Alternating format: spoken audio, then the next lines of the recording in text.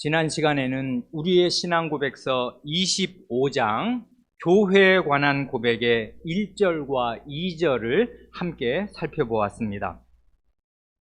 오늘은 가장 먼저 교회가 다름 아닌 신앙 고백의 대상이요, 신앙 고백의 내용이 된다는 이 근본적인 사실을 함께 되새기고 싶습니다. 매주일 이렇게 교회에 다니고 어려서부터 교회에 다닌 사람들, 그래서 수십 년 이상 교회 생활을 한 교인들은 은연중에 자신이 교회가 무언줄을 잘 알고 있다고 생각할 수가 있습니다. 심지어는 교회에 다니다가 이제는 교회를 떠나고 더 이상 안 다니게 된 사람들조차도 교회가 무언지를 자기가 안다고 생각하기에 이제는 그런 교회를 더 이상 다닐 필요가 없다고 생각해서 안 다니는 것이겠습니다. 그러나 사실을 말하자면 교회는 신비한 것입니다. 우리가 교회에 대하여 알고 있는 것이 무엇이든 간에 교회는 우리가 가지고 있는 그 지식보다 훨씬 더 넓고 깊고 심오한 것입니다. 그가 누구든 간에 심지어 교회에서 수십 년간 목사로 봉사한 분이라고 하여도 교회에 대한 그 목사의 지식은 교회에 대해 마땅히 알아야 할 분량의 100분의 1, 1000분의 1도 되지 못할 것입니다. 왜냐하면 교회는 여기 1절과 2절에서 고백하는 그 단순한 내용만 하더라도 그리스도의 신부요, 그리스도의 몸이며 그리스도의 나라요, 하나님의 집이기에 그렇습니다. 즉 교회는 그 크신 그리스도와 하나님으로 규정되는 존재이기에 그리스도와 하나님을 다 알지 못하는 한 교회를 다 알 수는 없는 것입니다. 그렇기에 우리는 하나님의 말씀이 교회에 대해 가르쳐 주시는 내용을 그저 조금씩 배워가면서 교회란 이런 실체구나 하고 믿는 것이고, 눈에 보이는 현실의 교회가 어떠하든지 간에 교회란 본래 이런 것이다 하고 믿고 고백하는 것입니다. 이런 의미에서 교회는 신앙 고백의 대상이고 신앙 고백의 내용입니다. 그러기에 1800년 이상을 내려오는 신약 교회의 가장 초기의 신조에 해당하는 사도신경에서도 성신을 나는 믿사오며 거룩한 보편적 교회와 성도의 교제를 믿사옵나이다 하고 고백하는 것 아닙니까? 여기 교회를 안다고 말하지 않고 교회를 믿는다고 고백합니다. 우리는 하나님의 말씀이 가르쳐 주시는 대로 교회에 대하여 믿고 고백하는 것입니다. 오늘은 이 25장 1절과 2절의 고백이 나오게 된 역사적 배경과 이런 고백을 대할 때 아주 주의하지 않으면 안 될 점을 한두 가지만 간추려서 대강 말씀드리려고 합니다. 25장 1, 2절을 그냥 한번 읽을 때 가장 눈에 띄는 현저한 내용은 뭐니 해도 보이지 않는 교회와 보이는 교회를 딱 나누어서 고백하는 사실일 것입니다. 그런데 이렇게 고백하게 된 역사적인 배경이랄까, 그 시대의 상황을 잘 생각할 필요가 있습니다. 그렇지 않고 그냥 이 말만 똑 따서 이 말을 교리화하거나 절대화하면 오해에 떨어지기가 쉽고 잘못된 적용을 하기가 대단히 쉽습니다.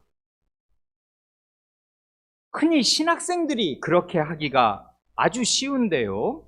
신학책에서 보이는 교회는 뭐고 보이지 않는 교회는 뭐다, 각각의 특징은 뭐다 하면 그렇게 외우고 교회에서 그렇게 가르칠 수가 있습니다. 지금이야 이제 말을 더 풀어서 순수한 한글로 보이는 교회, 보이지 않는 교회 이렇게 합니다만은, 이걸 한자말로 하면 보이는 교회는 가시교회요, 보이지 않는 교회는 불가시교회 아니겠어요? 그래, 신학책에 흔히 가시교회, 불가시교회, 심지어는 유형교회, 무형교회, 형태가 있으면 보이니까 유형교회요, 형태가 없으면 안 보이니까 안 보이는 교회, 보이지 않는 교회, 불가시교회를 무형교회라 하여 무형교회, 유형교회, 가시교회, 불가시교회, 보이는 교회, 보이지 않는 교회 이렇게 나눈단 말입니다. 이렇게 단순하게 알고 가르치면 뜻하지 않게 자기 자신뿐 아니라 교인들을 오도하게, 그릇된 길로 인도하게 될 수가 있습니다. 이런 고백의 역사적인 배경을 반드시 생각하지 않으면 안 됩니다. 이 역사적인 배경과 관련하여 두 가지만 말씀드리겠습니다. 첫째로, 그 당시 17세기의 유럽이 어떤 사회인가 하면 한마디로 수백 년 동안 전체가 기독교 사회였습니다. 영국, 잉글랜드는 물론이고 전 유럽의 모든 국민이 다 명목상으로는 기독교 신자들이었습니다. 이게 20세기나 21세기의 현대 사회와는 아주 다른 거라고요. 전혀 다르단 말입니다. 그 판도가. 이 사실을, 이게 시대가 달라지면, 그 시대에 살지 않으면 그 공기를 이해할 수가 없는 거니까 좀 더 실감나게 이해하시도록 이 사실을 아주 극단적으로 단순화해서 표현하면 이런 것입니다. 요즘은 어떤지 모르겠습니다만은 몇십 년 전에 이런 말이 있었습니다. 남미에, 미국 밑에 있는 그 남미 말이에요. 남미의 로마교 국가, 흔히 말하는 카톨릭 국가들이 있습니다. 그런데 그 나라에는 평생 딱 3번만 성당에 가는 신자들이 즐비하다 그것입니다. 태어나서 유아 세례를 받을 때 한 번 가고, 다 커서 결혼할 때 또 한 번 가고, 마지막에 죽어서 관에 누워 장례식을 치를 때 성당에 또 한 번 가더라 그것입니다. 그런데도 종교가 뭐냐 물으면 카톨릭이다, 로마교 신자다 대답을 하고, 그가 영세를 받은 사람이니까 신자가 아닌 것도 아닙니다. 교회는 그를 신자로 간주할 수밖에 없습니다. 세례교인이란 말입니다. 영세를 받았어요. 그런데 평생 교회를 3번만 나오는 사람도 셌다 그것입니다. 이른바 기독교 국가라는 거의 함정이 이런 것이에요. 그냥 다 기독교인이에요, 말하자면. 이것도 옛날 얘기입니다. 요즘에야 무신론을 마음대로 얘기해도 나는 아무것도 안 믿는다 이러고 다녀도 아무 위험도 없는, 종교가 자유인, 개인의 선택이요 자유인 시대니까 이런 것도 몇십 년 전에 옛날 말이 되었습니다. 그 당시가 이와 비슷했다고요. 전 유럽의 모든 국민, 모든 시민이 나면서부터 명목상 다 신자이지만은 실생활을 보면 전혀 믿음대로 살지 않는 사람들이 너무나도 많이 있는 상황에서 우리 믿음의 선조들은 보이는 교회와 보이지 않는 교회를 구분해서 말하지 않을 수 없었던 것입니다. 교회를 보이는 교회와 보이지 않는 교회로 구분하는 이 틀이 전면적으로 나타나는 문서가 뭐냐 하면 이 신앙고백서와 한 세트를 이루는 웨스트민스터 대우리 문답입니다. 우리 교회는 과거에 약 4년에 걸쳐서 180여 회로 이 웨스트민스터 대우리 문답을 배운 일이 있습니다. 이 신앙고백서 배우기 직전에 바로 배운 게 그거니까요. 그래 오늘 주보 3쪽에 실어드린 대로 대우리 문답에서 보이는 교회와 보이지 않는 교회라는 말을 처음 하게 되는, 이 말을 하지 않을 수 없게 된 문제의식이 뭐냐 하면, 아니 무늬만 신자들인 이 사람들이 다 정말로 구원받은 사람들이겠는가 하는 그것입니다. 대우리 문답 거기 61문이 그거지 않습니까? 복음을 듣고 교회 안에서 생활하는 사람은 모두 구원받습니까? 답, 복음을 듣고 보이는 교회 안에서 생활하는 사람이 다 구원받는 것은 아니고 오직 보이지 않는 교회에 참된 회원만 구원받습니다. 하지 않습니까? 여기 보면 구원론과 교회론을 결부시켜서 말하고 있는 거지 않습니까? 왜냐하면 무늬만 신자인 사람들, 실생활에서 전혀 믿음대로 살지 않는 사람들이 대다수인 것이 당시 교회의 현실이고 전 사회적인 현실이니까 이런 암담한 현실을 바라보면서 이렇게 묻고 답하지 않을 수 없었던 것입니다. 이게 오늘날하고는 다른 거라고요. 둘째, 역사적인 배경은 이 첫 번째 사실과 상당히 비슷한 것이기도 한데요. 이걸 조금 더 구체적으로 말하면 둘째 역사적 배경은 이런 것입니다. 17세기의 그 유럽의 상황이란 거의 전체가 로마교 세상입니다. 다 로마교라고요.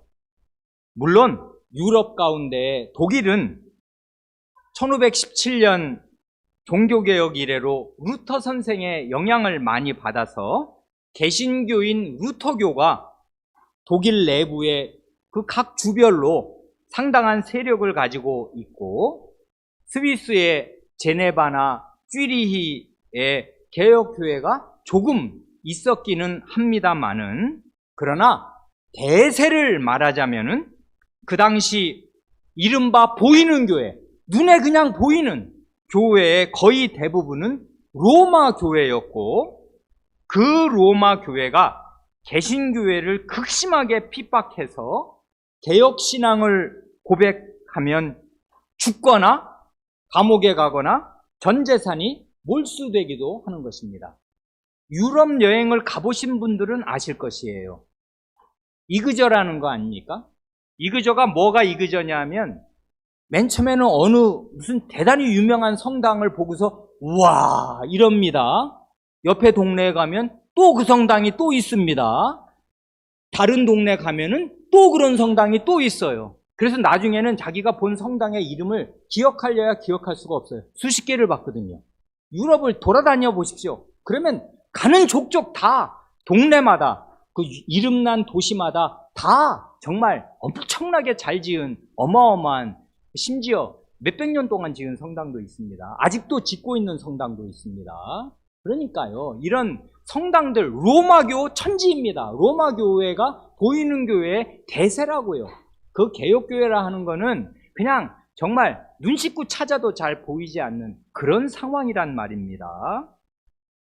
당장 이 고백이 나온 이 잉글랜드의 상황은 국왕 찰스 1세가 1633년에 윌리엄 로드라는 자를 캔터베리 대주교로 임명하고는 개혁신앙을 대대적으로 강력하게 탄압하기 시작하였습니다. 그러니까 이게 이 신앙고백서 나오기 대략 15년, 16년 전이에요.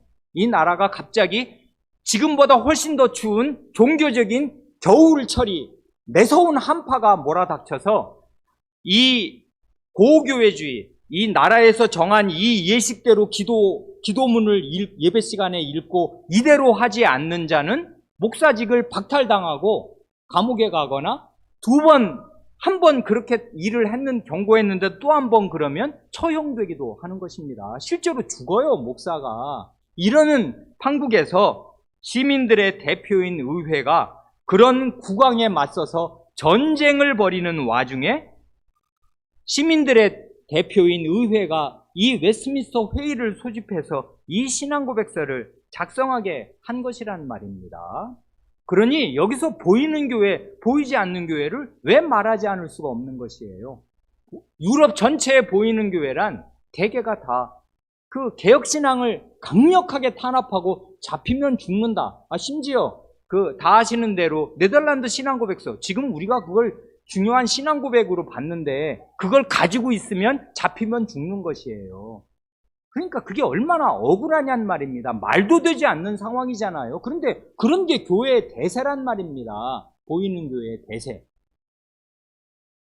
지금까지 이런 고백의 역사적인 배경을 두 가지로 말씀드렸습니다. 이걸 그냥 단순화해서 간단히 요약하면 보이는 교회, 보이지 않는 교회의 구분이 왜 나왔냐 하면 그 당시 유럽에서 세상을 둘러보면 수백 년 동안 모든 사람이 다 명목상 신자이고 게다가 눈에 보이는 교회는 거의 다 로마 교회인 상황, 즉 부패하기 이를 데 없으면서도 개혁신앙을 부정하고 박해하는 로마 교회를 바라보면서 이렇게 눈에 보이는 교회가 다냐?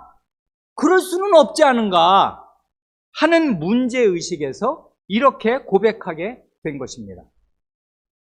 이런 역사적인 배경을 충분히 고려하지 않고 보이지 않는 교회와 보이는 교회를 그냥 이렇게 말하니까 이걸 절대화해서 날카롭게 나누고 한 걸음 더 나아가서 보이지 않는 교회는 완전한 교회요, 보이는 교회는 불완전한 교회라고 생각하면 이게 큰 오해에 떨어지지 않을 수가 없습니다. 보이지 않는 교회는 완전한 교회고 보이는 교회는 불완전한 교회입니까? 그건 보이지 않는 교회에 대하여 고백하는 이 신앙고백서 25장 1절도 제대로 읽지 않은 무지의 소치일 것입니다. 왜냐하면 보이지 않는 교회란 1절에서 고백하는 대로 과거와 현재와 미래에 걸쳐 하나로 불러 모인 사람들로 구성된다고 고백하는데 현재에 불러 모이는 사람들도 있을 거 아니에요. 그런 사람들이 완전할 리가 없는 것입니다. 여러분과 전대 완전할 리가 있어요? 그리고 미래에 불러 모일 사람들은 우리와 다른 별종의 순수한 종자들입니까? 그럴 리가 없단 말입니다. 교회의 완전성을 머릿속에 상정하는 순간 불완전한 나는 그 교회의 회원이 될 수가 없을 것이고 내가 그 교회 회원으로 가입하는 순간에 교회의 완전성은 깨지고야 말 것입니다. 그러면 이 보이지 않는 교회라는 게 저 하늘에 있는 교회, 말하자면 히브리서 12장에서 말씀하는 대로 온전케된 의인의 영들을 가리키는 것인가 하면 그것도 아닙니다. 왜 아니냐 하면 보이지 않는 교회가 그리스도의 신부요 그리스도의 몸이며 그리스도의 충만이라고 지금 고백하는데 각주 1번의 증거 성구들이 보여주는 대로 이런 말들은 모두 하늘에 있는 죽은 영혼들을 가리키는 게 아니라 이 땅에 있는 구체적인 지역교회, 거기 증거 성구를 보세요. 에베소 교회나 골로새 교회를 가리켜서 지금 너희는 그리스도의 몸이고 그리스도의 신부고 그리스도의 충만이다 이렇게 지금 말하는 거지 않습니까? 그런데 무슨 하늘에 있는 죽은 영혼들, 그 사람들을 보이지 않는 교회라고 말하는 것이겠습니까? 그것이 아니란 말입니다. 그래, 우리는 보이는 교회가 있고 보이지 않는 교회가 따로 있다고 생각해서는 좋지 않고 그리스도의 하나의 교회에 보이는 면과 보이지 않는 면이 있다고 이해하는 것이 좋을 것입니다. 그러니까 이게 엄밀히 말하면 여기 신앙고백서 자체에는 보이지 않는 교회라는 말도 없어요. 그냥 보편적 교회는 보이지 않는다. 안 보여, 눈에. 안 보이는 면이, 안 보이는 성격이 있습니다. 그럴 수밖에 없지요. 우리 가시거리로는 다 볼 수가 없으니까 눈에 보이지 않는 면이 있고, 그러나 또한 교회는 반드시 이 땅에 생생하게 있는 실체이기에 보이는 면도 있다, 그것입니다. 이렇게 이해하는 것이 왜 올바른가 하면 방금 본 대로 1절에서는 뭐라고 고백하냐 하면 보이지 않는 교회가 그리스도의 신부요 그리스도의 몸이며 그리스도의 충만이라고 고백하고요. 2절로 오면 보이는 교회, 우리 교회 같은 이런 보이는 교회가 하나님의 나라요, 아니 그리스도의 나라요, 하나님의 집이요 권속이다. 하나님의 집이요 하나님의 가족이다. 이렇게 고백하는데요. 이건 지금 그리스도의 몸과 그리스도의 신부는 보이지 않는 교회에만 적용되는 거예요. 증거 선구를 보시라고요. 에베소 교회, 골로새 교회는 보이는 교회인데 이런 교회를 가리켜 그리스도의 몸이요 신부라고 하니 이건 보이는 교회에도 적용되고 보이지 않는 교회에도 적용되는 것이며, 그러면 여기 2절대로 보이는 교회, 눈에 보이는 교회는 그리스도의 나라요 하나님의 집이라고 하면 눈에 보이지 않는 교회는 그리스도의 나라가 아니고 하나님의 집이 아닌 것입니까? 하나님의 집이 아니고 하나님의 가족이 아니면 그게 무슨 교회예요? 그러니까요, 이 증거 선구를 보면 명명백백하여지는데 이건 서로 교차되는 것이라고요. 그러니까 보이는 교회에 해당되는 증거 선구가 보이지 않는 교회에도 쓰이고 보이지 않는 교회에 해당되는 증거 선구가 보이는 교회에도 얼마든지 적용되는 것입니다. 그러니까 이건 한 교회의 두 면을 말하는 것입니다. 그래, 이런 역사적인 배경을 우리가 마음에 생각하면 우리 선조들이 이렇게 고백한 것에 그 어떤 진정성이랄까, 왜 이렇게 굳이 말을 나누어서 고백했는가를 어느 만큼 동정적으로, 우호적으로 이해해 줄 수가 있습니다. 그런데 이런 역사적인 배경을 생각하지 않고 요 말만 딱 따서 비판하는 분들도 있어요. 왜 그러냐면 이런 웨스트민스터 신앙고백서를 채택하지 않고 하나 되는 새 고백서, 그러니까 하이델베르크 교회입니다. 도르트 신조, 네덜란드 신앙고백서만을 교회의 신조로 받는 유럽 개혁교회들도 있는데 그런 개혁의 전통에서 잘 자란 눈으로 보면 이런 식의 보이는 교회, 보이지 않는 교회의 구분이란 자의적인 것입니다. 그러니 어디 교회가 그러냐? 어디 하나님 말씀이 그러냐? 보이지 않는 교회? 그 교회를 가르치는 성경 구절 한번 내놔봐라, 그런단 말입니다. 그러니까 이게 비성경적이고 이런 의미에서 웨스트민스터 신앙고백은 문제가 있다, 이렇게 지적을 받기도 합니다. 지적받을 만해요. 그러니까 이 말을 절대화하면 안 돼요. 역사적인 배경을 10분 이해하면서 우리들의 선조가 이렇게 고백하지 않을 수 없었던 그 환경을 이해하고 이걸 동정적으로 이해를 하면 좋은 것인데 이거를 뚝 따다가 이제 절대화하는 경우가 많이 있단 말입니다. 보이지 않는 교회와 보이는 교회에 대한 바른 이해가 아주 중요하다는 것을 강조하지 않을 수 없는 이유가 있습니다. 그 이유는 오늘날 너무나 많은 사람들이 어떤 이유로든 보이는 교회를 떠나서 자기가 소속된 교회가 없이 낭인처럼 떠돌면서도 은연중에 어디서 들은 얘기는 있어서 자기는 보이지 않는 교회에 속해 있어서 자신이 구원받은 사람인 사실은 틀림이 없다고 스스로 생각하기에 그런 것입니다. 보이는 교회, 보이지 않는 교회의 구분이 그런 식으로 적용되고 작동한다고요, 우리 생활 속에. 그래, 보이는 교회를 떠나 5년, 10년을 살면서도 자기는 은연중에 저 보이지 않는 참된 성도들의 모임 가운데에는 하나님이 알고 계시는 그 보이지 않는 교회 속에는 자기가 소속되어 있어서 나는 틀림없이 구원받은 사람이라고 생각합니다. 이건 스스로 속는 거라고요.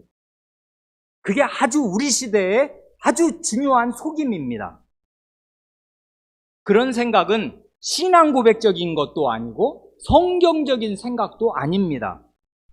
왜냐하면 우리의 신앙 고백은 2절 마지막 문장처럼 보이는 교회를 떠나서는 통상적인 구원의 가능성은 없다 하고 단언하기에 그렇습니다. 저는 오히려 이 고백이 놀라워요. 왜 놀랍냐 하면 그 당시 아까 말씀드린 대로 역사적인 배경을 생각하면 전 유럽 교회가 다 로마교 교회고 말하자면 그리스도인 교회로서 개혁신앙을 잡아 죽이려고 혈안이 되어서 전쟁을 벌이지를 않나 집집을 탐문해가지고 개혁신앙이 있으면 다 잡아들이니까 할 수 없이 프랑스에 있는 위그노들은 스트라스부르 그 종교 자유가 있는 지역으로 피난을 가지 않을 수 없었는데 여러분 그때 재산이 대부분이 뭡니까? 땅이에요, 땅. 지금처럼 은행이 발달한 시대가 아니잖아요. 금부치가 어디 있습니까? 일반 농민들이. 전 재산이 땅이고 땅을 일궈먹고 사는 사람들인데 고향 떠나면 뭐 되는 거예요? 알거지 되는 것입니다.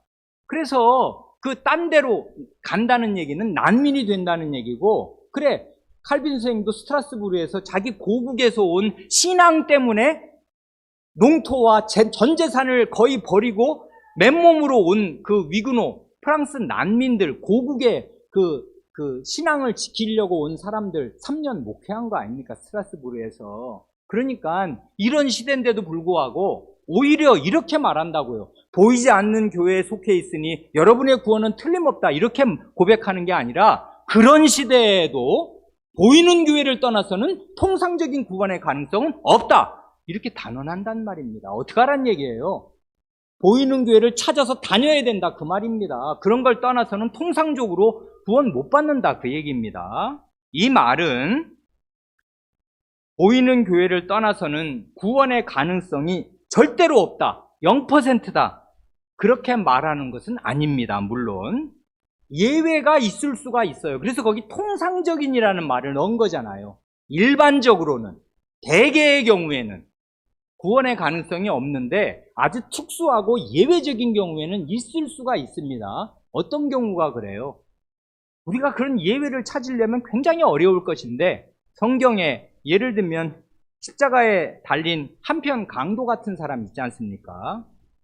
그런 사람은 평생 교회에 속해서 교인으로 살 시간이 없었잖아요. 이 사람은 지금 막차 타가지고 죽기 진짜 거의 한두 시간인지 뭐 30분 전인지 20분 전인지 피 철철 흘리면서 지금 마지막에 하필 예수님이 그 옆자리에 계시는 바람에 예수님을 그냥 그 자리에서 믿고서 내가 오늘 나와 함께 낙원에 있으리라 하고 진짜 완전히 막차 지금 출발하는 때 그 올라타가지고 구원받은 사람 아닙니까? 그러니까 그 사람은 교인으로 산 적이 없었을 것이 교회가 없지요. 그러니까 극단적인 예외가 있을 수가 있습니다. 그렇지만 비유컨대 교회를 하나님께서 구원의 방주로 주신 것인데 왜냐하면 교회를 떠나서는 통상적으로는 구원의 가능성이 없으니까 교회야말로 이 망망대해에 구원의 방주로 주셨는데 교회를 떠나 있는 사람은 자기가 구원의 방주에서 내려서 바다 물결에 표류하고 있으면서 하나님과 개인적으로 직통거래를 해서 구원을 받겠다는 바닷물에서 표류하고 있는 사람과 똑같은 것입니다. 그런 사람 구원 받겠습니까? 몰라요. 받는다 안 받는다 우리가 말할 수가 없는데 신앙 고백적으로 말하자면 통상적으로는 구원의 가능성이 없어요. 단언하지 않습니까? 이렇게 이게 신앙 고백이고 이게 하나님의 말씀이에요. 그러니까 이 말씀을 우리는 무겁게 받아들여야 해요. 특별히 이 시대, 우리 시대 교회가 질이 멸렬하게 되면서 교회에서 상처를 받고 교회를 떠나서 유리방황하는 사람이 지천으로 한때는 교회에 다녔다는 사람들. 그런데 나는 하나님을 믿는다. 예수님을 구주로 믿는다. 그러니 나는 구원받았다라고 스스로 생각하고 있고 스스로 속는 사람들이 이렇게나 많은 시대에 우리는 신앙 고백 위에 굳게 서야 합니다. 그건 속임이라고요. 자기에게 스스로 속아 넘어가는 것입니다. 하나님은 그런 식으로 구원을 베푸시지 않는데 극단적인 예외의 상황을 자기에게 적용되는 상황인 것을 생각하면서 보이는 교회를 찾으려고 하지 않아요. 그러면서 자기는 구원을 받았다고 착각을 하는 것입니다. 그런 구원이 있겠습니까? 일반적으로는 없어요. 여기 이렇게 말한단 말입니다. 그래, 이건 옛날부터 그랬습니다. 주 3세기 중반에 교부 키프리아누스가 하는 유명한 말, 제가 몇 번이나 인용해서 아실 것입니다. 교회를 어머니로 모시지 못한 사람은 하나님을 아버지로 모실 수 없다. 이 3세기 중반에 한 말을 칼빈 선생이 그대로 받아다가 자기의 기독교 강요에 16세기에 씁니다. 교회를 어머니로 모시지 못한 사람은 하나님을 아버지로 모실 수 없을 것입니다. 교회가 사람을 낳는 어머니예요. 교회에서 사람이 태어나고 중생하고 자라지 않습니까? 교회가 어머니예요. 어머니와 같은 교회를 떠나서 하나님을 아버지로 부른다? 그런 일 없단 말입니다. 그래, 이 사실, 보이는 교회와 보이지 않는 교회로 구분하는 것이 이게 말하자면 문제를 삼으려면 문제가 될 수가 있어요. 성경적인 근거를 대기가 대단히 어렵습니다. 그래서 보이지 않는 교회를 막 굉장히 치중해서 생각하면 그의 교회론이 이상화되고 관념론이 돼요. 그건 하나님의 마음속에만 있는 거거든요. 그걸 지금 자기가 찾겠다는 거예요. 맞으면 영원한 택자들의 총수, 그게 뭐 10만 몇천 명이든 100만 명이든 200만 명, 뭐 끝자리 수까지 나오는 몇 명이든 간에 그건 영원한 하나님의 선택과 하나님의 아무도 알 수 없는 은밀한 마음속에만 있는 것인데 그런 걸 자기 관념적으로 상정해 놓고는 그게 교회다. 그게 보이지 않는 교회다. 근데 나는 거기에 속했다. 이렇게 생각을 하는데 그런 교회로는 성경에 없는 것입니다. 그건 허구라고요. 그런 관념론을 자기가 만들어내서 그런 관념론에 안주하면서 나는 보이지 않는 교회의 회원이다 라고 생각하면 완전한 오산입니다. 신앙고백적이지 않은 거예요. 그런 거를 우리 시대의 많은 사람들이 스스로 속아 넘어가고 있습니다. 그건 왜 그러냐면 목사들의 책임이 크기도 하고 교회들의 책임이 크기 때문에 교회에 상처를 받은 나머지 교회에 다니다가 뿔뿔이 흩어졌기 때문에 그러니까 목자 없는 양과 같이 유리하는 양들이 많은 세상에서 가슴 아픈 일이지만은 그럴 때일수록 성경과 신앙 고백에 굳게 서야 합니다. 한 가지를 더 주의할 점을 말씀드리고 싶습니다. 지난번에 우리의 신앙 고백서가 주요하게 고백하고 있는 교회의 속성 3가지를 말씀드렸습니다. 속성 3가지가 뭐지요? 첫째, 보편성. 둘째, 통일성. 셋째, 거룩함. 그거지요. 보편성, 통일성, 거룩함. 이것입니다.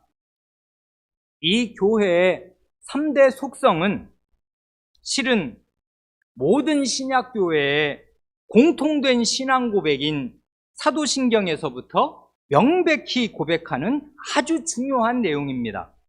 사도신경 마지막 부분 어떻게 되어 있어요? 성신을 나는 믿사오며 거룩한 보편적 교회와 성도의 교제를 믿사옵나이다. 이거지 않습니까? 그런데 거기 거룩한 보편적 교회 하면은 2가지가 나온 거죠. 뭐예요? 거룩함 그리고 보편성. 거룩함과 보편성이 나왔어요. 뭐가 빠졌어요? 통일성. 통일성은 어디로 간 거예요?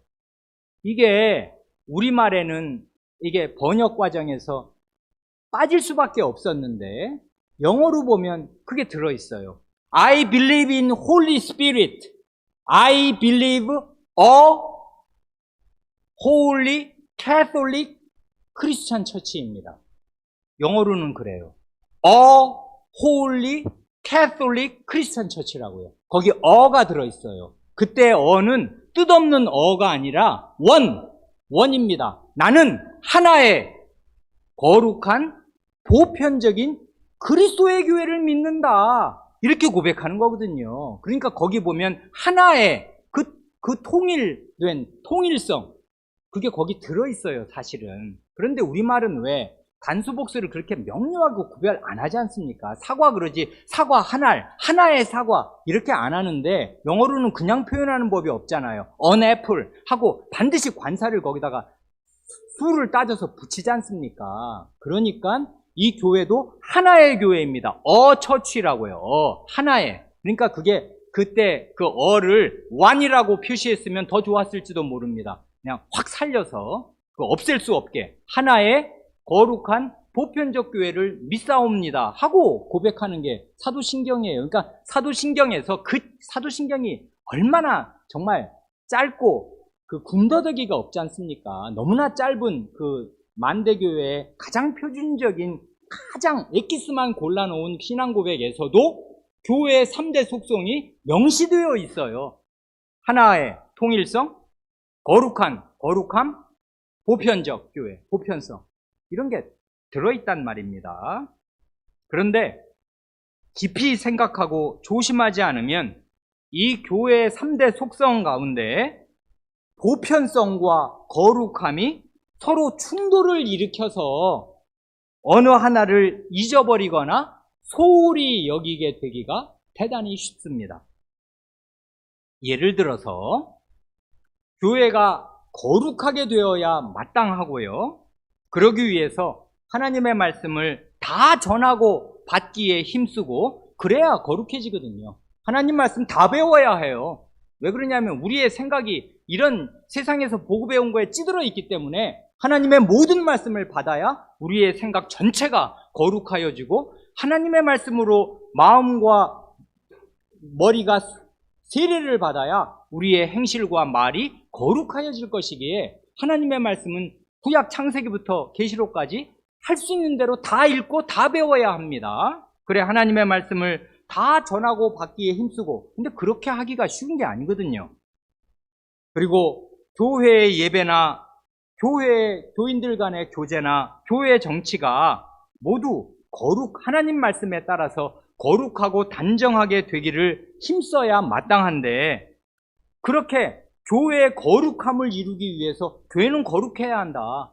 하나님이 거룩하시고 내가 거룩하니 너희도 거룩할지어다 하시고 그리스도의 거룩한 신부이니 거룩한 신랑과 함께 살려면 더러워서는 안 되니까 죄를 버리고 거룩해야 된다 해서 그 거룩함을 열심히 전력으로 추구하다 보면 그게 마땅한 것인데 그렇게 하다 보면 은연중에 자기도 모르는 사이에 자기 교회의 자부심을 가지게 되고 자기 교회를 1등 교회로 여기면서 다른 교회들을 낮추어 보고 우습게 여기게 되기가 아주 쉽습니다.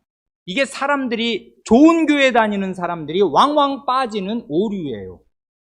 여기에서 한 발만 더 나아가면 말로 표현은 안 해서 그렇지 이 세상에 올바른 교회는 자기 교회 하나밖에 없는 줄로 생각하는 망상에 빠지게 됩니다. 은연중에 그렇게 생각하고 있어요.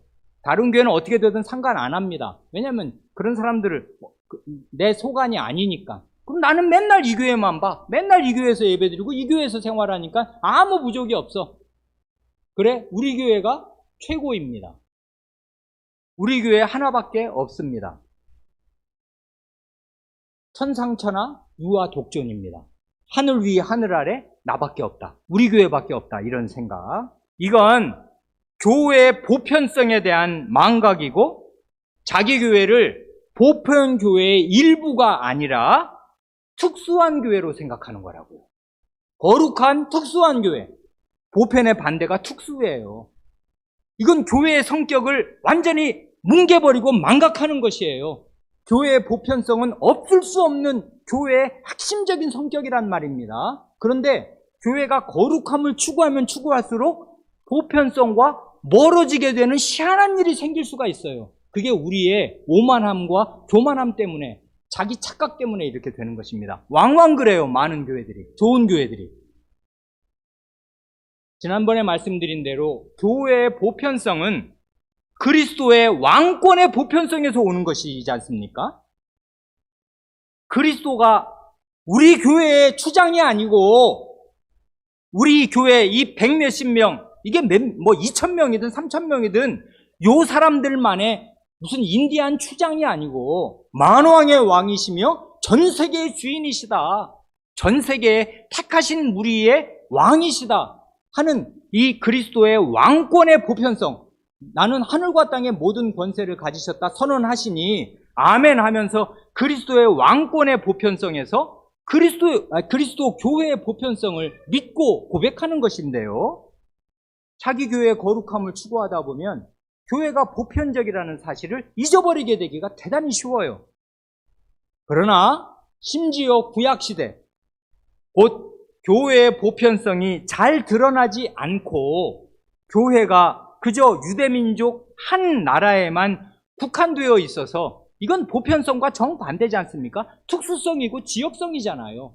어떻게 전 세계 교회가 한 나라 사람밖에 없습니까? 구약 때는 몇천 년을 그랬지 않습니까? 그러니까 이 거룩함을 추구하라고, 거룩한 교회가 되라고 하나님의 경륜상 그렇게 해놓았더니 이 사람들이 배타성을 가지게 된 거예요. 이방인들을 개로 여기게 된 것입니다. 그리고 자기밖에 없어, 하나님 백성은. 그러니까 다른 사람들을 다 자기 밑에 낮추어 봐요. 그리고 자기는 굉장히 특수한 종교적 귀족인 것처럼 생각을 하게 되었습니다. 이게 유대인 전부가 빠지게 된 망상이었는데 보편성을 훼손하게 된 것이에요. 그래서 드디어 교회가 신약시대에 와서 이 거룩한 복음 위에 보편성을 발휘해서 예루살렘과 온 유대를 떠나 사마리아로 전 세계로 뻗어나가게 될 바로 그때에 그것을 가로막고, 보편성? 말도 안 돼. 어디가 보편이냐? 우리만 하나님 백성인데 하면서 그 보편성을 주장하는 사람을 죽이려고 살인을 품었던 그것이 바로 유대인들이었는데 교회의 보편성이 죽기보다 싫었던 것이에요. 받아들일 수가 없었습니다. 그리스도의 왕권, 하나님의 왕권이 우리나라 밖에 미쳐야 된다는 사실을 인정할 수가 없었어요. 왜냐하면 그렇게 되면 자기 특권이 없어지는 거거든. 나누어야 되거든, 밥그릇을. 그런데 그럴 생각이 없었단 말입니다. 사람이 왕왕 이렇게 되는 것이에요. 그런데 놀라운 것은 구약시대 보편성과 겉보기에는 정반대의 길을 간 특수한 교회, 유대인만의 교회, 이스라엘 사람만 하나님의 백성이었던 그런 구약시대에도 교회의 보편성을 말할 때에는 언제나 거의 대부분 찬송이 터져 나왔습니다. 제가 몇 가지 구절을 대강 읽고 마치려 합니다. 신명기 32장은 신명기 전체가 모세의 유언이면서 맨 마지막에는 모세가 찬송을 하고 끝나잖아요. 신명기 32장 43절을 보면 모세가 너희 민족들아 주의 백성과 즐거워하라 합니다. 모세는 이스라엘의 지도자요, 이스라엘의 출애굽의 구원자였습니다마는 결코 자기 생각이 죽음에 임박하여서 이스라엘 안에 국한되지 않았어요. 뭐랍니까? 너희 민족들아, 열방을 바라보는 것이에요. 모든 나라를 바라보는 것이에요. 너희 민족들아 주의 백성과 즐거워하라 합니다. 하나님의 백성과 다른 나라 사람을 섞지 않았습니다마는, 왜냐하면 그때는 구약 경륜이고 구약 경륜이 이제 나라로 처음으로 하나님 백성이 하나님과 언약을 맺고 시작하는 판국인데 다른 나라랑 섞을 리가 있습니까? 가나안에 들어가서는 절대로 저 민족과 결혼해서는 안 된다, 신신당부하였습니다마는 그의 마음은 보편 교회로 열려 있었어요. 너희 민족들아 주의 백성과 즐거워하라고 다른 민족들을 생각해요. 그건 왜 그러냐면 아브라함에게 주신 언약에 보편성이 들어있거든요. 땅의 모든 민족이 너를 인하여 복을 받으리라. 이게 아브라함에게 최초에 주신 언약이 가진 보편성이었거든요. 왜 그래요? 하나님이 전 세계의 주인이시거든요. 전 세계 모든 민족을 통해서 내 백성을 내가 이끌어낼 때 너는 그 사람들의 조상, 아버지가 되리라 하신 게 아브라함에게 주신 언약이니까 하나님의 이 경륜과 하나님의 하나님 되심을 제대로 깨달은 사람들은 보편성에 대해서 마음을 닫지 않았습니다. 우리만 이걸 누려야 한다고 생각하지 않았습니다. 또 있어요. 다윗은 어땠습니까? 다윗이야말로 이방 나라들은 싹 다 죽여버린 정말 굉장한 왕 아니었습니까? 뭐 에돔이든지 뭐 18,000명을 죽이지를 않나. 정말 그 다윗은 외국 사람으로 보면 살벌한 왕이었습니다. 싸움에 진 적이 없는 왕으로서 그 당시 고대 근동을 평정한 그런 피를 많이 흘리고 많이 사람들을 죽인 왕이었는데 다윗이 이렇게 맨 마지막 유언으로 이렇게 고백하고 죽습니다. 사무엘하 22장 50절을 보면 사무엘하니까 맨 마지막에 다윗이 이런 찬송을 하나님께 드린단 말입니다. 사무엘하 22장 50절 이러므로 여호와여 내가 모든 민족 중에서 주께 감사하며 주의 이름을 찬양하리이다 한단 말입니다. 다윗의 마음 가운데 그는 자기 정체성 나는 이스라엘의 구원자고 이스라엘의 왕이다. 하나님 백성의 왕이다. 나의 왕위를 하나님이 영원히 보장하여 주셨다. 이런 자기 정체성을 잊은 적이 없는 사람일 것인데 그런 다윗이 마지막에 고백할 때는 내가 모든 민족 가운데 주님께 감사하면서 주님의 이름을 찬양합니다. 하고 그의 마음과 눈이 모든 민족에게로 넓혀져 있어요. 결코 그는 국수적인 이스라엘의 왕이 아니었습니다. 모든 민족을 지금 마음에 품고 있어요, 이 사람이. 어떻게 이런 것인가? 하나님의 왕권의 보편성을 생각하면 하나님이 우리나라만의 왕이실 수가 없다라고 당연히 생각하여야 하는 것입니다. 하나님의 이름과 하나님의 나라가 그렇게 작아요? 그럴 리가 없거든요. 시편은 이렇습니다. 시편 18편 이것도 다윗의 시일 것인데 시편 18편 49절은 이렇습니다. 여호와여 이러므로 내가 이방 나라들 중에서 주께 감사하며 주의 이름을 찬송하리이다. 이방 나라들 가운데에서 주님께 감사할 때 이 사람 마음에 찬송이 터져 나와요. 구약에서 한 구절만 더 읽으면 시편 117편 1절은 이렇습니다. 너희 모든 나라들아 여호와를 찬양하며 너희 모든 백성들아 그를 찬송할지어다. 모든 나라, 모든 백성들이 나옵니다. 그런데 전부 하나님을 찬양하자고 찬양으로 초대해요. 그러니까요, 이 교회의 보편성이 왜 중요한가 하면 이 교회의 보편성을 제대로 생각하는 사람은 마음이 하나님을 향한 찬송으로 북받쳤던 것이에요. 내가 섬기는 하나님, 나의 주이신 하나님, 나의 왕이신 하나님은 우리의 왕이실 뿐 아니라 전 세계 모든 백성의 왕이셔야 마땅하고 우리 하나님의 왕권은 이렇게 광활하구나 하고 하나님을 찬송하는 마음으로 마음이 넓어지는 것이에요. 그래, 교회의 보편성은 찬양의 제목이고 찬양의 내용입니다. 그런데 마음이 국수적으로 좁아든 사람, 겨우 우리 교회, 겨우 우리 집 이렇게 좁아든 사람은 찬양할 게 없어요. 나를 높이고 나를 찬양하지요. 내가 찬송받기를 원합니다. 우리 목사님 최고지요. 그리고 우리 교회가 최고야. 그럼으로써 내가 다른 사람보다 더 나은 자리에 올라가서 다른 사람의 찬양받기를 원합니다. 심정이 그거라고요. 하나님께로 돌아가야 할 찬양을 갈취하는 심정. 그게 사탄의 심정이란 말입니다. 그게 사탄의 심정이라고요. 시기심, 그리고 자기숭배. 그래서 이 보편성과 거룩함은 원래는 충돌할 수가 없어요. 그게 그리스도의 속성이기 때문에 충돌이 안 되는데 덜 떨어진 그리스도인들, 덜 자란 그리스도인들, 유아적인 그리스도인들은 보편성과 거룩함에 충돌을 일으켜요. 근데 이게 왕왕 교회 가운데 무수히 나타나는 가슴 아픈 현실입니다. 최근에 교회 분열 상황에 이런 정서가 바닥에 깔려 있어요. 우리 교회는 최고다 하는 생각. 여기에서 한 발도 물러서지 않으려는 그런 오만방자함이, 그런 자고함이 교회 분열의 원인입니다. 교회 보편성을 생각하지 않거든요. 교회가 얼마나 넓어야 하는가, 얼마나 넓은가, 이걸 생각하지 않아요. 그래, 마지막 한 구절을 읽고 마칩니다. 로마서 15장을 보면 바울 사도가 이런 구약의 전통 위에 굳게 서 있습니다. 구약에서 이렇게 교회의 보편성을 생각하면서 모든 백성, 모든 민족을 생각하며 하나님께 찬송을 드렸던 이런 전통을 그대로 수입을 해서 자기의 이 교회론을 말한단 말입니다. 바울사도의 구약 실력을 한번 보세요. 로마서 15장 9절로 12절을 읽으면 이렇습니다. 이방인들도 그 긍휼하심으로 말미암아 하나님께 영광을 돌리게 하려 하심이라.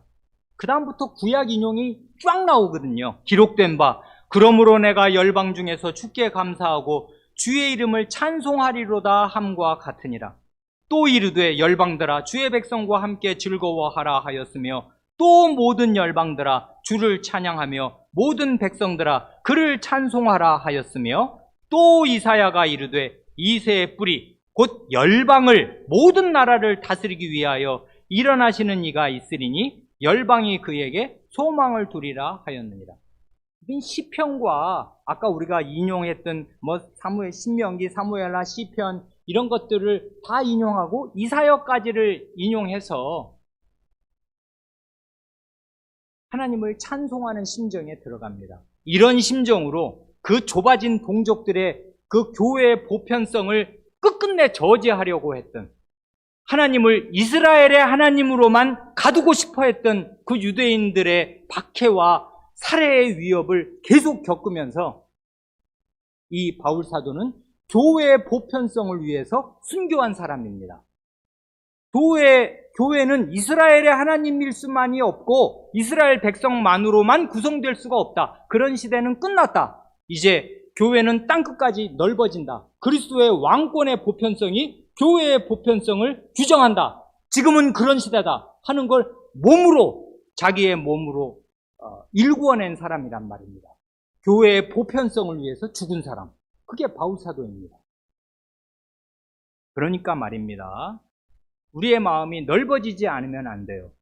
유아적인 사람, 자라지 못한 사람은 한 교회 내에서조차도 보편성을 몰라요. 어느 한 목사에게 마음을 주고 나면 그 다음 목사에게는 끝내 마음을 주지 않습니다. 왜 그러냐 하면 마음이 다 그리로 갔어요. 이게 유아의 특징입니다. 유아는 그렇잖아요. 분리불안 장애가 있는 거지 않습니까? 자기 어머니 한 사람에게 마음이 온전히 가고 나면 다른 사람에게는 전혀 마음을 주지 못하잖아요. 안 가. 그리고 딴 사람이 일로 와 이뻐 안아주게 하면은 겁을 내고서 엄마에게 착 달라붙는단 말입니다. 그게 한두 살짜리 유아의 특징 아니에요. 왜 그렇습니까? 사람은 원래 그래야 합니다. 어렸을 때는 유아니까 그래야 해요. 그의 생명의 지주 같은 존재에게 달라붙어서 그에게 모든 양육을 받아야 합니다만은 사람이 자라야 한단 말입니다. 자라면 어떻게 돼요? 자기 어머니와 아버지의 고마움을 알면서도 동시에 어머니와 아버지의 인격적인 한계도 알고 직분의 한계를 알면서 정당하게 존중하고 배울 걸 배워서 어머니 아버지보다 더 크게 자라야 되고 아버지 어깨 위에 올라가서 더 멀리 보는, 아버지가 거인이면 거인의 어깨 위에 올라가서 더 멀리 보는 그런 난장이가 되어야 아들 노릇 제대로 하는 것 아닙니까? 그게 안 된단 말입니다. 그게 안 돼요.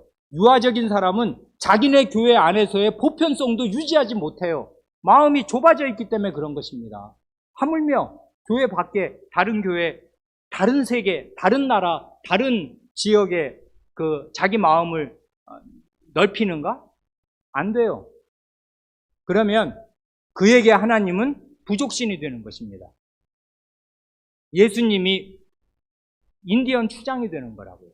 그건 주님의 왕권의 보편성에 대한 모독이란 말입니다. 그럴 수가 없어요. 그래서 이 교회의 세 가지 속성, 거룩함, 보편성, 통일성이란 곧 그리스도와의 일체됨인데, 그리스도와 일체성을 이룬다는 말은, 그리스도가 하나 된다는 말은 그리스도 교회의 보편성과 거룩함을 동시에 마음에 새긴다는 뜻입니다. 그러니까 이 세 가지 속성의 이 상호 연관성, 이걸 계속 생각하지 않으면 안 되고 어느 것에 집중해서 힘을 쏟다가 이러다가는 요 다른 속성 하나가 문제가 생기겠구나 하는 거를 바로바로 스스로 자가 검열을 하고 자가 검진을 하지 않으면 그 교회는 건강한 교회가 될 수가 없고 그 신자는 건강한 신자가 될 수가 없어요. 이치한 어린아이 상태에 계속 머물러 있게 될 것입니다. 그래, 이것이 그 웨스트민스터 신앙고백서 25장 1절과 2절에 보이는 교회와 보이지 않는 교회, 그리고 교회의 세 가지 속성을 생각하며 우리가 현실적으로 주의하지 않으면 안 될 점이라 여겨서 이 두 가지를 성도 여러분과 함께 생각하고자 하였습니다. 기도하겠습니다.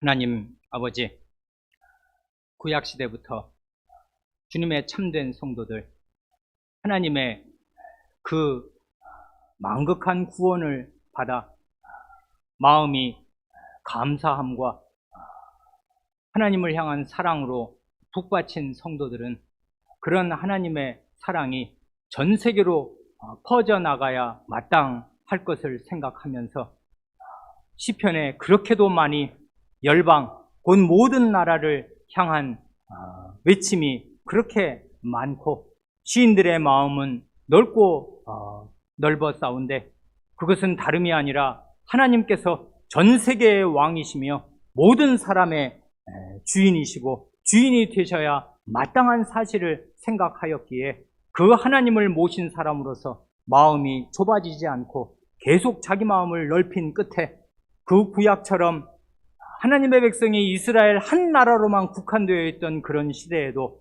하나님의 참된 백성들은 모든 열방을 향하여 함께 하나님을 찬송하자고 그렇게나 많이 노래한 사실을 저희가 보게 되옵니다. 사람은 왕왕 자기중심적이고 이기적이며 자기가 하나님께로 가야 할 영광을 중간에서 탈취하는 존재가 되어서 자기 교회가 잘 되고 자기 교회가 융성하며 거룩하여지면 질수록 자기 교회를 우상화하고 자기 교회 안에 갇혀 살기를 좋아하면서 이 교회의 보편성이 넓어지는 것을 싫어하고 넓어지는 것에 아무런 관심을 갖지 않게 되기가 쉬운 너무나 좁은 존재인 사실을 저희가 자백합니다. 그러므로 이 교회의 속성을 배우게 될 때 저희의 마음을 넓혀주셔서 저희가 마땅히 무엇을 조심해야 하는지 깨달을 수 있게 하여 주시고 저희의 마음이 그리스도의 마음을 따라 계속 넓어지고 넓어지게 하여 주시며 그리하여 저희의 기도가 한양 자기 가족, 자기 하나만을 위해서 기도하지 않고 임금과 전 세계와 모든 나라 사람을 위하여 모든 사람을 위하여 기도하라 하신 대로 그리스도의 보편성을 조차 저희의 기도도 더욱 넓어질 수 있게 하여 주시고 저희의 마음과 사랑도 더욱 많아지고 넓어지게 하여 주시기를 구합니다. 우리 구주 예수님의 이름으로 기도합니다. 아멘.